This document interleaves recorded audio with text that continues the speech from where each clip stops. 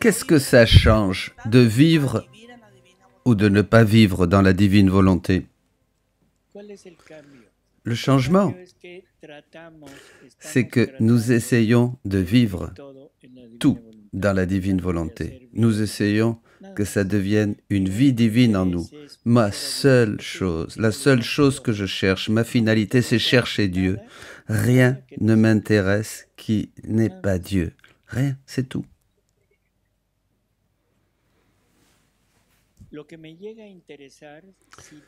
Ce qui va m'intéresser, c'est ce qui sent Dieu. Si ça ne sent pas Dieu, ça ne m'intéresse pas et je ne vais pas continuer.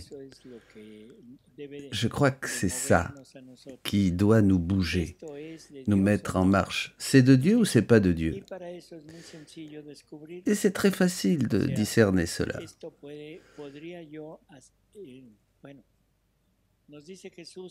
Jésus nous dit que nous l'invitions toujours, chaque fois dans nos vies, pour faire ce que nous faisons.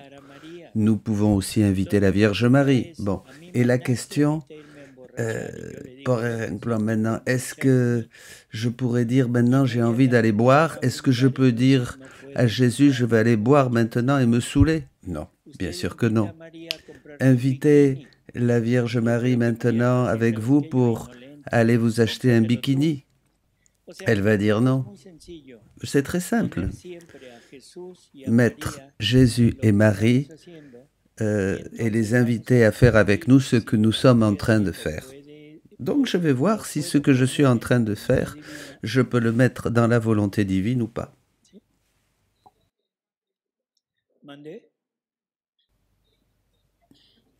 Simplement, viens Vierge Marie, viens Jésus faire cela en moi. Et logiquement, vous allez voir de suite, ici oui, ici non.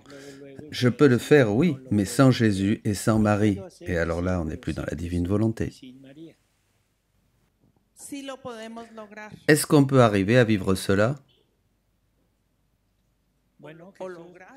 Oui, Jésus nous dit que nous toucherons de la main l'œuvre, le travail de sa divine volonté en nous. Cela veut dire que on va le percevoir, ce travail, d'une manière ou d'une autre. Comment? Par exemple, vous sortez dans la rue, prenez la vie de Jésus en vous. Voilà, vous sortez dans la rue et vous voyez un couple d'homosexuels qui s'embrassent.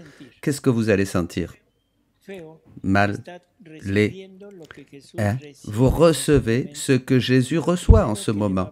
Et la première chose qui va naître en vous, ça va être de réparer pour cela. Vous percevez l'œuvre de la divine volonté en vous, voyez? Quand on fait quelque chose qui ne nous plaît pas, on le vit dans la divine volonté pour réparer. Bon, comme vous le disiez, avec ce couple d'homosexuels.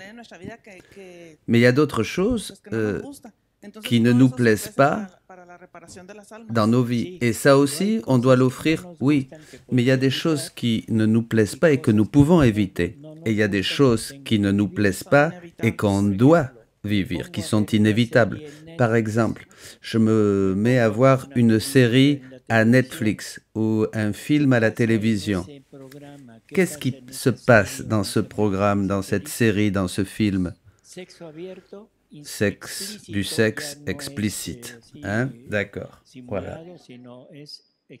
De manière explicite, de la violence, des trahisons, de l'ambition, tous les péchés capitaux. Donc, avec quoi je suis en train de m'amuser? Avec la passion de Jésus. Et je me dis, ah, qu'est-ce que c'est bien. Allez, est-ce qu'il va le tuer? Est-ce qu'il va la trahir? Est-ce qu'il va faire ça, cela ou cela? C'est cela qui fait souffrir Jésus. Donc, non seulement je contribue, non seulement avec ce qu'ils font eux, mais avec aussi moi, ce que je fais en regardant ça.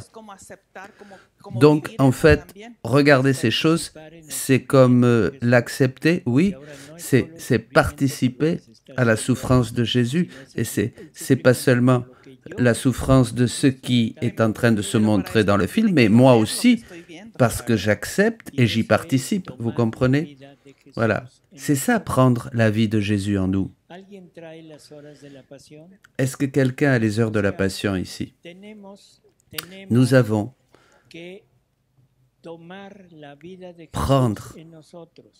à prendre la vie de Jésus en nous. Il y a beaucoup d'exemples à travers dans le livre du ciel, mais il y a des exemples très très bons et très lumineux dans les heures de la passion. Un d'eux, vous l'avez? La méditation 24, la 24e heure, la dernière.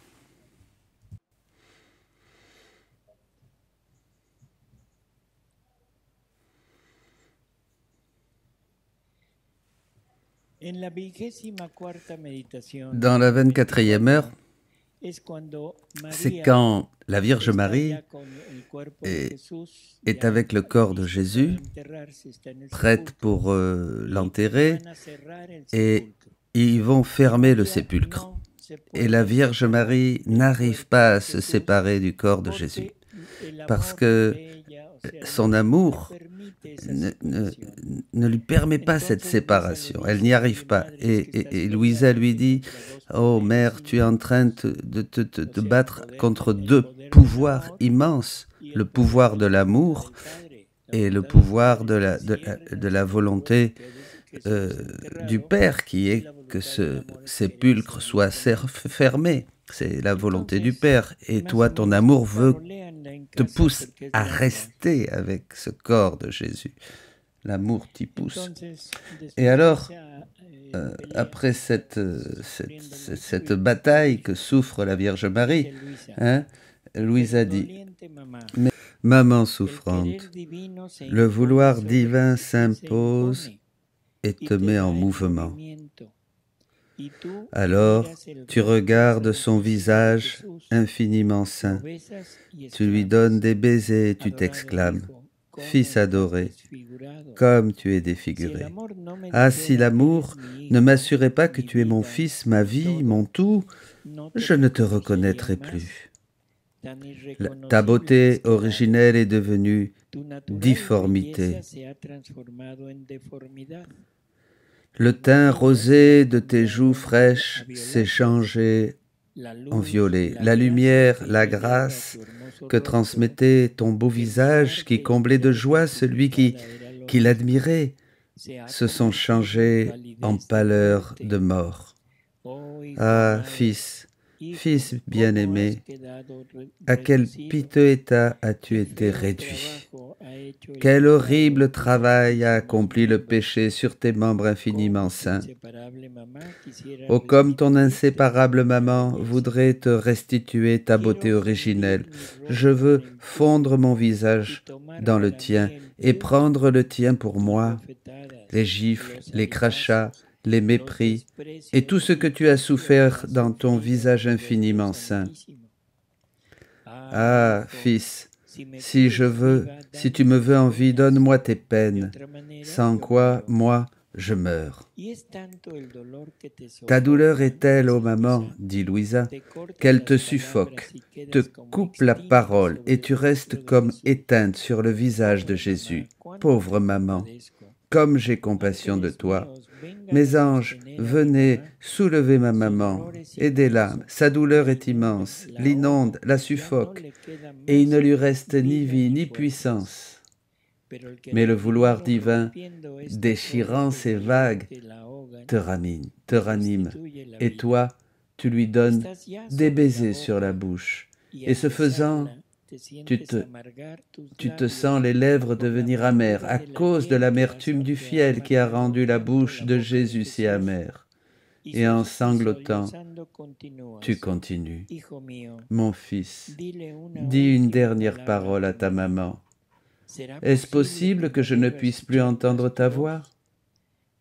Toutes tes paroles que tu m'as dites quand tu étais en vie, eh bien, comme autant de flèches me blessent le cœur de douleur et d'amour. Et maintenant que je te vois muet, ces flèches commencent à se mouvoir dans mon cœur lacéré, me donnent de continuelles morts et me disent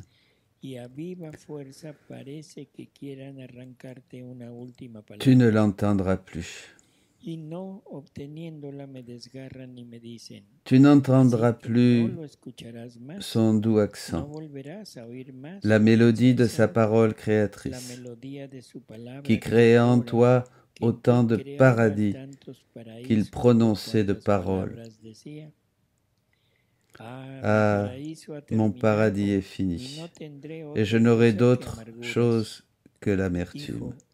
Ah, mon fils, je veux te donner ma langue pour animer la tienne. Fais-moi ressentir ce que tu as souffert dans ta bouche infiniment sainte, l'amertume du fiel, ta soif ardente, et même tes réparations et prières. Ainsi, comme j'entendrai au moyen de celle-là ta voix, à toi, ma douleur sera plus supportable, et ta mère souffrante pourra vivre au moyen de tes peines. Maman torturée, je vois que tu te hâtes, car ceux qui sont autour de toi veulent fermer le sépulcre. Et toi, alors, tu prends entre tes mains celles de Jésus, tu leur donnes des baisers. Tu te les serres sur le cœur, et tu fais tiennes leurs douleurs et leurs blessures. Puis, fixant du regard,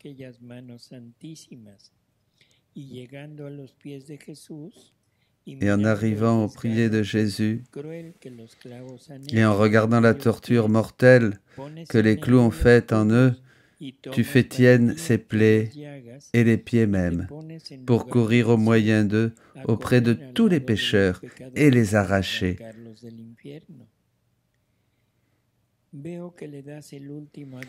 Je vois que tu donnes le dernier adieu au cœur transpercé de Jésus.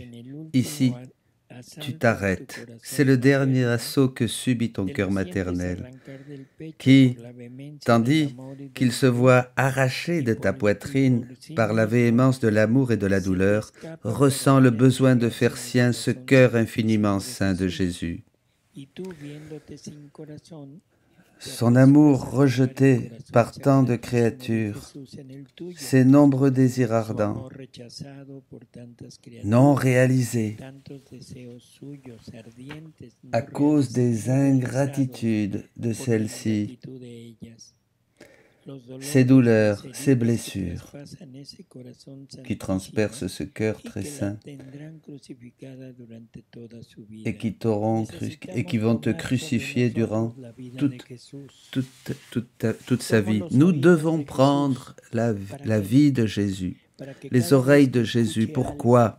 Pour que chaque fois que j'écoute quelque chose qui va contre Dieu, qui s'oppose à Jésus, qui est une offense, ça va me faire souffrir. C'est pas seulement les blagues à double sens et tout ça, non, il n'y a plus toutes ces sachets, des conversations aussi où je participe à une conversation comme un peu naturellement, non, à des choses pas belles, non, c'est fini. Même un plan apparemment bon, d'une bonne discussion, de quelqu'un qui me dit des choses ou quelqu'un me dit des choses qui ne sont pas bien, tout ça, ça me fait souffrir. Je sens l'offense que l'on fait à Jésus. Et la première chose que je pense, c'est réparer tout de suite. Vous comprenez ? Ça, c'est la manière de vivre. Je prends ce qui est à lui comme ma vie. Et maintenant, je sens l'agir de Jésus en moi. Hein? Si je vois les choses d'une manière indifférente, eh bien, ça veut dire que je ne perçois pas l'œuvre de Jésus en moi. Si je vois les choses, si je vois par exemple quelqu'un qui est dans l'adultère et que je le traite comme si de rien, comme un copain, ou si je reçois mon fils ou ma fille qui sont adultères et que je les reçois comme en couple aussi, avec dans la joie, je provoque de la souffrance à Jésus, parce que c'est pas seulement la souffrance de l'adultère, mais il y a la souffrance de mon acceptation aussi, les deux. Si mon fils ou ma fille, par exemple, utilise de la contraception et pour ne pas avoir d'enfant, La seule chose que je fais, c'est que j'accepte et je vis le rejet du sacrement de mariage, hein, et Jésus souffre pour ça. Voyez, tout cela, ça nous amène à aller tout le temps contre le courant actuel du monde. Mais je sais, c'est ça, mais Jésus va avec sa croix contre le courant actuel du monde. Jésus va sur le boulevard périphérique, et il avance, et il avance, et il avance dans le sens contraire, et tout le monde lui crie dessus. Tu es en sens contraire, tu te trompes, ça va pas, toi. Mais non, c'est eux qui sont dans le monde, c'est eux qui se trompent de sens, voyez. Et nous voulons vivre la vie du ciel sur la terre, pardon. Non, nous sommes dans l'illusion, ça ne marchera pas comme ça, voyez.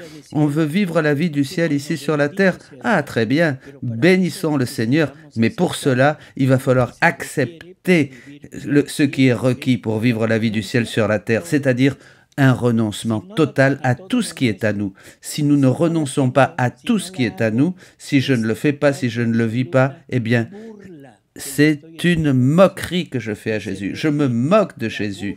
Et ça se répète. La moquerie de tous les soldats, de tout ça, eh bien, elle se répète encore à travers ce que je fais. Si je préfère mon fils dans l'adultère, dans ma maison, sous mon toit, eh bien, je suis en train de changer. Je retarde. Je préfère Barabbas, comme ils ont préféré Barabbas. Non, je préfère l'assassin. Je préfère Barabbas. Je préfère mon fils. Je préfère ma fille qui vit l'adultère plus que Jésus. Ça m'intéresse pas. Je préfère les défendre à eux que défendre Jésus. Ça fait mal, hein. Et ça fait mal, très mal, parce que c'est notre vie à tous, malheureusement. Certains d'une manière, d'autres d'une autre manière, mais tous, nous sommes plongés dans cette vie du monde. Un monde qui est totalement contre Dieu. Voyez, il faut comprendre cela. Il faut vivre cela. Il faut prendre l'humanité de Jésus pour que ça me fasse souffrir. Si je n'ai pas l'humanité de Jésus en moi, eh bien, je m'en fiche. Hein? Au contraire, ça me fait plaisir ce que je vis. On vit comme ça, je suis content de ce que je vis, mais j'aime ce que je vis. Je le fais parce que j'ai envie de le faire. Voilà, c'est ça ma vie aujourd'hui. Vous le comprenez? Vous comprenez cela? Docteur, on doit être cohérent avec ce que nous vivons, avec ce que nous... Que ça nous coûte, nos enfants, nos petits-enfants. Oui, hein, bon, je dis petits-enfants parce que, voilà, parce que je pense à un film maintenant pour... un film pour les enfants où il y a une distorsion terrible. Où on montre aux enfants où le fait d'être gay, c'est normal.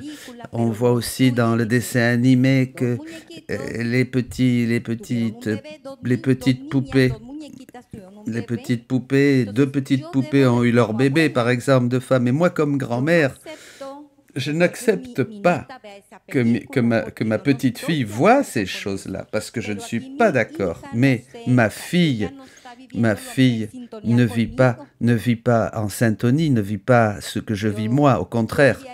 Alors, je dirais, que dois-je faire? Je dis à ma fille, non, ne leur montre pas, ne va pas leur montrer. Ce sont pas mes enfants. C'est parce qu'elle l'amène au cinéma. Ça sort, ces dessins animés sortent au cinéma. Qu'est-ce que je fais? D'abord, si ma fille ou mon fils accepte ces choses, d'abord je parle avec eux. S'ils n'acceptent pas, bon, je ne peux pas parler avec eux, mais je leur dis au moins une fois. Et ensuite, si je peux, je parle avec mon petit-fils, avec ma petite-fille, pour lui dire que ce qu'il regarde, c'est pas normal. Voilà. Ça va être inutile parce que comme les papas, les mamans acceptent, bon voilà, donc ils vont trouver que c'est normal, ils vont aussi à l'école entendre la même chose et entendre d'autres types d'éducation à l'école. Je veux protéger mon fils de cela, je parle de mon fils. Hein. Je le sors de l'école, mais je ne vais pas le faire parce que je privilégie l'éducation humaine aux dépens de l'éducation divine. Voilà, je choisis qu'il soit le produit, que ce soit un homme grand, une grande femme, qui ait une belle profession, brillant, qui progresse, qui fasse 1000 choses, au lieu d'être fidèle au Christ. Je privilégie cela. Vous voulez éviter ça? Sortez-le. Parle de ton fils. Sors ton fils de l'école. Sors ta fille de l'école. Mais pour cela, il faut quelque chose qui est vraiment en dehors de ce monde. Il faut vraiment des hommes et des femmes qui n'existent pas. Je préfère ma profession. Je préfère mon travail. Je préfère mon deuxième travail pour gagner davantage. Et le fils, je le laisse avec la nounou, à la crèche.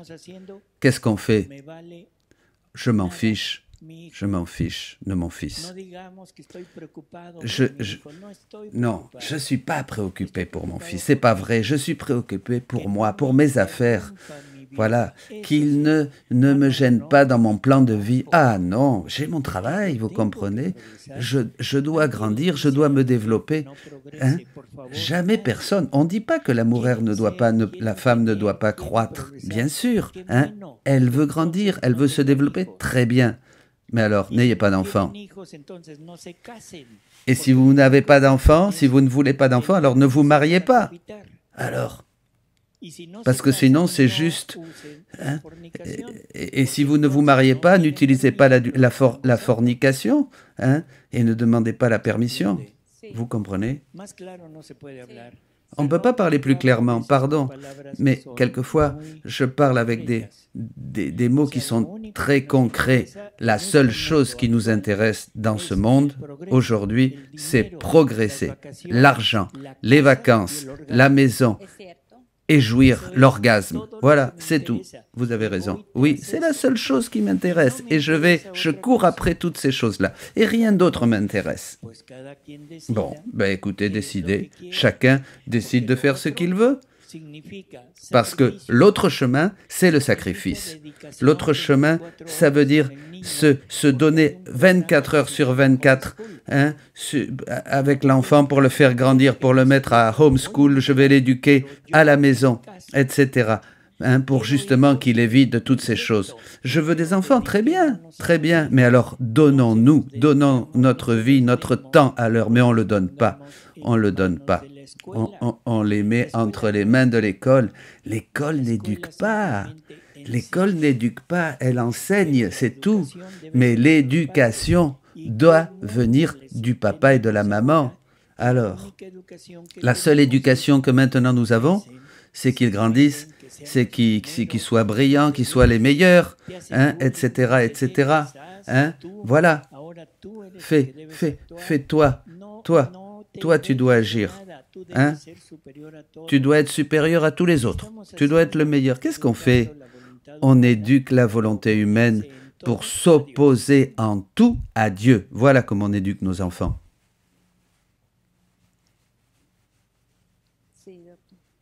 Si, docteur. Difficile, oui, difficile. Et incompréhensible, je dirais moi, parce que je vous assure qu'on ne peut pas comprendre ces choses. Et si je le comprends, je ne l'accepte pas, parce que j'ai privilégié ma vie aux dépens de la vie de mes enfants. J'ai privilégié ma vie aux dépens de la vie de Jésus. Jésus ne m'intéresse pas. Oui, Jésus, mon petit Jésus, et je me frappe la poitrine, et je fais des rosaires et des chapelets, je vais au Saint-Sacrement et tout ça. Mais en fait, non. Mais je continue à faire ce que j'ai envie de faire. On ne voit pas toutes les choses que nous faisons et qui sont finalement des singeries et des mascarades. On s'en rend pas compte parce que au moment de se décider, eh ben, je ne suis pas avec le Christ. Je ne me décide pas pour Jésus.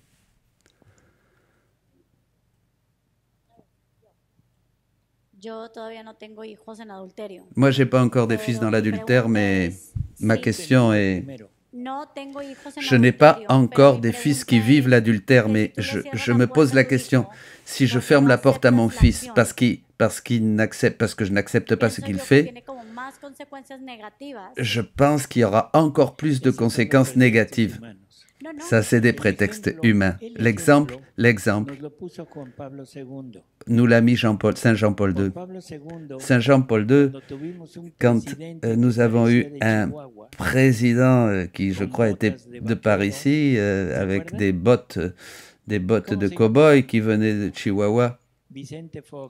Vicente Fox, oui, ce président. Il s'est marié avec Martita, un président de la République mexicaine. Les deux étaient mariés et divorciés. Et ils se sont mariés et l'Église les a mariés. Mais l'Église les a bénis. Pas un sacrement, mais l'Église l'a béni. Et quand ils ont été à Rome, ils ont demandé une audience à Saint Jean-Paul II. Non, non. Ensemble, non. Il a dit non, non. Un par un, oui, mais ensemble, non, je ne vous reçois pas ensemble. Vous imaginez ça? Et vous recevez votre fils qui est dans l'adultère, oui, mais pas avec sa copine, sa compagne. Vous recevez votre fille, oui, mais pas avec son copain. Vous pouvez recevoir le fils ou ta fille, mais tu le reçois pas en lui disant « Allez, viens, assieds-toi, qu'est-ce que je t'offre? Un café, un rafraîchissement, un petit vin ?» Non, non, tu le reçois pour lui dire « Ça va pas ce que tu fais, c'est mal ce que tu fais. » Moi, je reçois mon fils ou ma fille et je lui dis « C'est mal ce que tu fais. » Vous comprenez? Allez, n'allons pas. En disant ces choses-ci, je lui dis pas, il va s'en aller, qu'est-ce qu'il va dire? Hein? Oh, je vais le perdre, c'est pire. Non, non, non, non. L'autre question, je l'avais déjà demandé avant, c'est quand quelqu'un vit dans la divine volonté et cherche Dieu, on s'éloigne, le péché doit s'éloigner de moi, mais des autres. Des autres, le péché ne s'éloigne pas. Il y a une promesse que si je vis dans la divine volonté, je vais pouvoir partager quelque chose, ils vont recevoir quelque chose, ceux qui sont proches de moi, mes amis, c'est ça que je voudrais savoir. La vie dans la divine volonté implique deux actions. La première, c'est vers Dieu, c'est-à-dire souffrir pour le péché de tous, réparer pour le péché de tous, parce que maintenant, comme j'ai la divine volonté dans mon pouvoir, en mon pouvoir, je peux étendre à toute l'humanité les actes que je fais, les actes de réparation que je fais. Maintenant, je présente à Jésus et au Père, pas seulement les réparations pour moi, mais des réparations pour toute la famille humaine, depuis Adam jusqu'à le dernier homme qui vivra sur cette terre. Voilà, en entrant dans le divin vouloir, je sors du temps et de l'espace. La divine volonté est éternelle. La divine volonté embrasse tout. Donc, mes réparations maintenant sont pour tous. Vous comprenez? Voilà, c'est ça que je dois faire.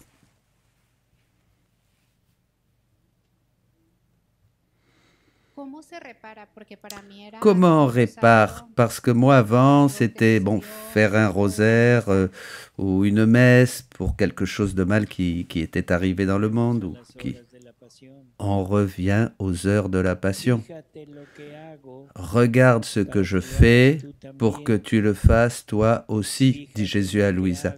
Regarde ce que je fais pour que tu le fasses avec moi. La réparation parfaite, c'est celle de Jésus. Jésus n'a pas fait des réparations en allant prier un rosaire. Jésus n'a pas réparé en allant devant le Saint-Sacrement. Il n'y avait pas d'ailleurs ni de rosaire ni de Saint-Sacrement. Mais Jésus a réparé en refaisant les actes de l'humanité et pour les présenter au Père, pour lui donner la gloire et l'honneur que nous aurions tous dû lui donner. Donc, la vraie réparation, c'est celle qu'a fait Jésus.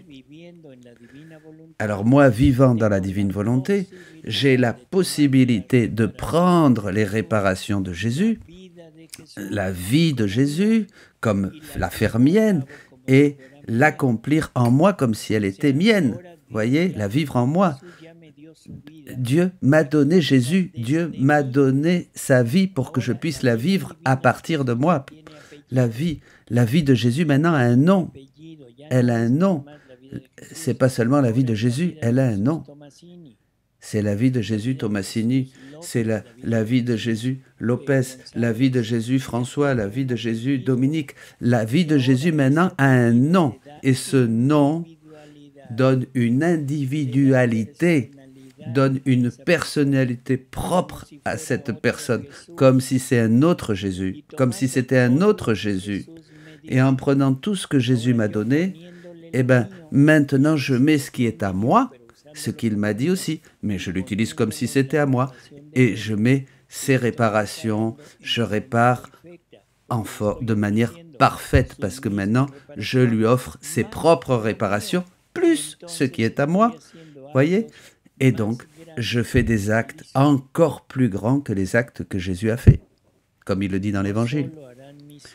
Vous ne ferez pas seulement mes œuvres, mais vous en ferez d'autres plus grandes encore, parce que maintenant, je rajoute ce qui est à moi, voyez?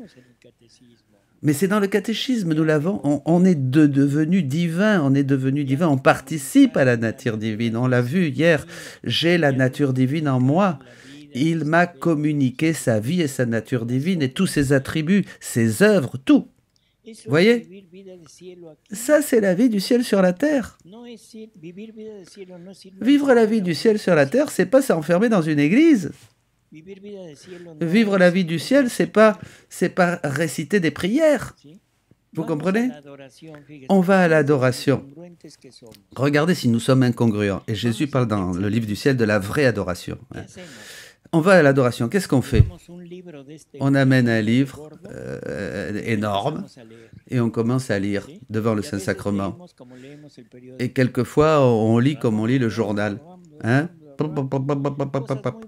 Non, c'est des choses très belles que nous lisons, d'accord. Mais jamais personne n'a dit qu'il ne faut pas le faire. Mais ce n'est pas moi d'abord. C'est celui qui a écrit le livre. C'est celui qui a écrit ses prières. Bon, ce n'est pas ma prière individuelle, ma relation personnelle avec.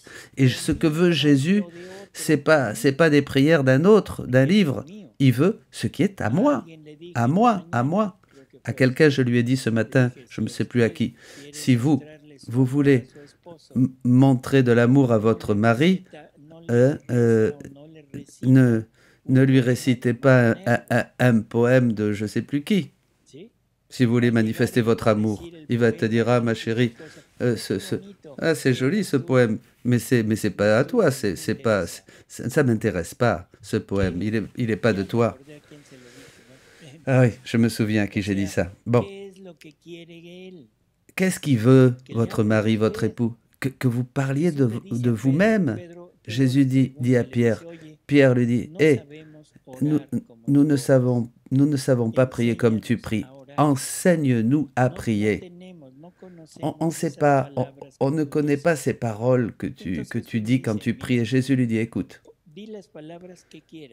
dis les paroles que tu veux, comme tu veux.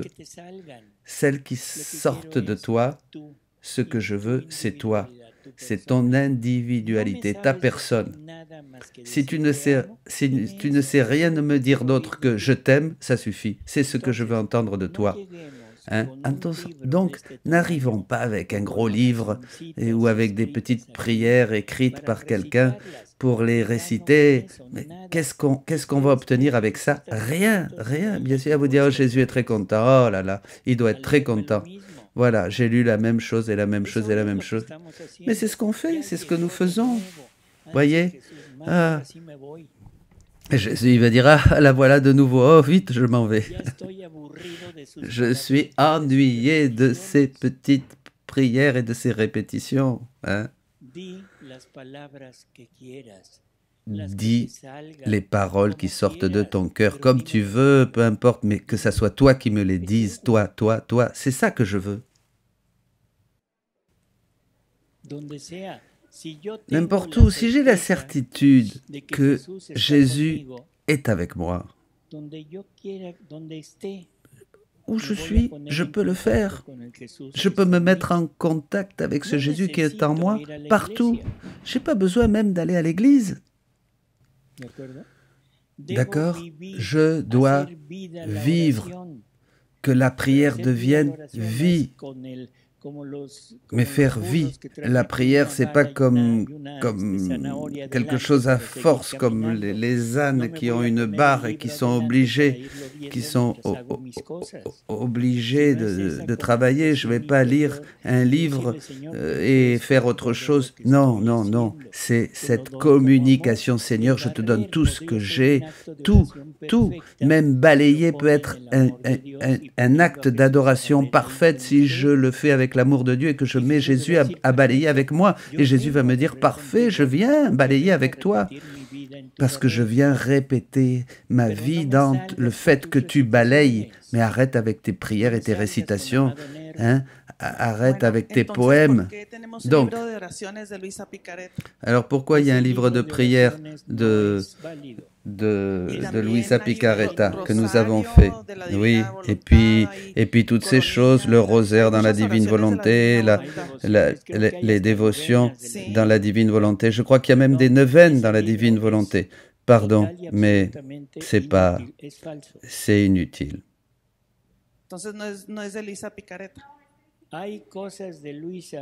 Il y a des choses de Luisa, oui, mais elles sont mélangées avec des choses humaines. On a essayé de mettre l'humain, ce qui est humain, dans la divine volonté.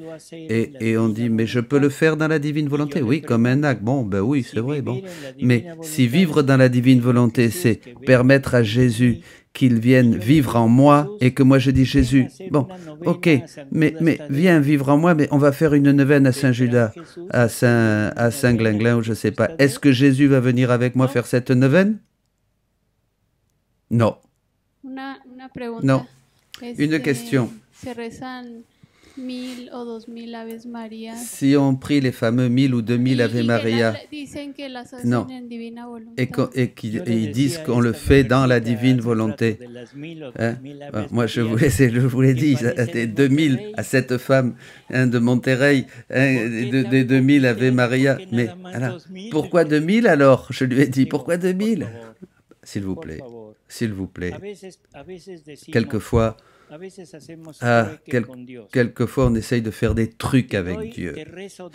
Je te fais 2000 Ave Maria si tu me donnes ça. Hein? Si je te demande ça, si tu fais ça, si tu me donnes ça, je coopérerai, j'aiderai l'Église pour telle ou telle chose. Et alors?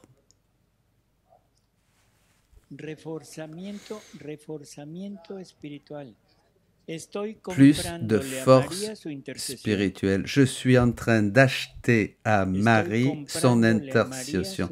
J'achète à la Vierge son intercession. Je te donne 2000 Ave Maria pour que tu intercèdes pour telle ou telle chose. Pourquoi ne pas faire des réparations plutôt? Pourquoi ne pas vivre dans la divine volonté et faire une vraie réparation pour tous les avortements qui sont en train de se faire? Pourquoi ne pas demander le règne de Dieu pour ces personnes qui favorisent et qui promeuvent l'avortement, pour tous ceux qui pratiquent l'avortement et qui promeuvent ça? Pourquoi? Je suis d'accord que depuis la volonté humaine, on avait l'habitude de faire ça. Et voilà, depuis la volonté humaine, oui, je suis d'accord. Oui, mais pardon, maintenant nous parlons de divine volonté. Hein? Et nous sommes en train de dire à cette femme qu'elle est très, très avare parce qu'elle ne veut donner que 2000 Ave Maria. Vous voyez? Il vaut mieux un Ave Maria. Et cet Ave Maria, l'étendre à toute la famille humaine. À toute la famille humaine. tous les Ave Maria qui n'ont pas été priés dans la divine volonté. Vous voyez, des millions et des millions et des millions d'Ave Maria, un seul.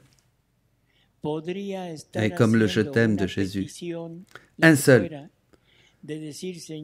Seigneur, Marie, Vierge Marie, donne-leur le règne. Essaye de convaincre ton fils de donner son règne à tous ses enfants.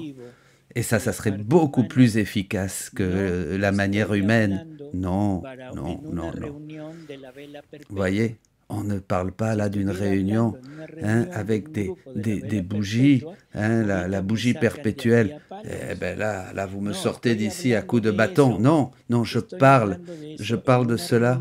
Je parle d'une réunion où nous parlons ici de la divine volonté. Donc, nous devons voir les choses et les mettre à partir dans et les voir du point de vue de la divine volonté et pas du point de vue humain.